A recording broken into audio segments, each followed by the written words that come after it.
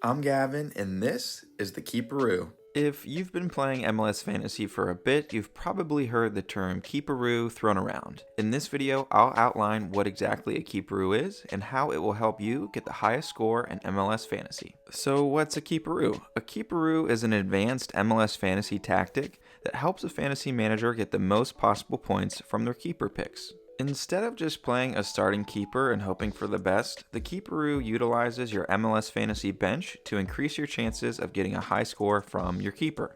You'll need this to get started. 1. Enough budget. The keeper position usually does not make or break your fantasy week. Therefore, Keeperoos aren't super common when just getting the season started and managers are building their budget. But when you've grown your wallet and have money to blow, it's time to start using the Keeperoo. And 2, you'll also need an early game time. You'll need an early game time so you can see your bench keeper's score and decide if you want to keep it or start another keeper for a later game. Now that you know the basics, let's walk through exactly how you can set up a Keeperoo. Let's use MLS Fantasy 2024 Round 2 as an example. To get started, we'll need to look at matches and game times to understand potential Keeperoo combinations. The early game will be our bench pick, and the later game will be our field pick.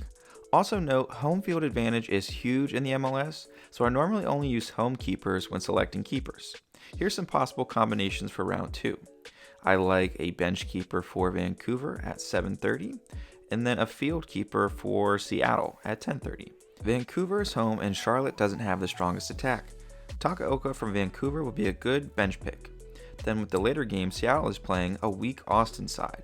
We'll slot Seattle's keeper on the field. When it comes to game times, you usually want at least that 3-hour difference to play it safe. Vancouver is at 7:30, where Seattle doesn't start until 10:30. The 7:30 game should complete before the 10:30 game starts. If you were to put in someone like Stefan at Colorado with a 9:30 game for your field keeper, there's always a chance that that 7:30 game could get delayed and could still be going on when that Colorado game starts. You want to make sure that Takaoka locks in his clean sheet or a good score, so you know if you want to start Stefan to replace Takaoka or swap in a keeper who won't play so you can keep Takaoka's score off the bench. Alright, now let's walk through a couple of scenarios so we know how to navigate our Keeperoo for round 2. Let's say Takaoka gets a clean sheet and puts up a 7. I definitely want to keep that 7 as that's a good score, so I want to get rid of Thomas on the field. I'll remove Thomas from the field and search for a third string goalie who most likely won't play. Let's put in Jackson from New England. Before New England's game begins, I'll check those lineups and make sure that Jackson isn't on the starting lineup or on the bench.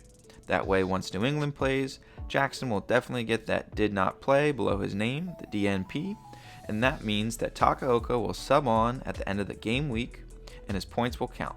You'll be able to tell his points counted because they'll change from black to green. Here's an example of my game week 1. You can see my players subbed in and their points turned from black to green. Walk through another scenario that could take place. Let's say Takaoka gets scored on and he only puts up a sad 2. I don't want a 2. I want a clean sheet. So I will keep Thomas on the field and hope for the best.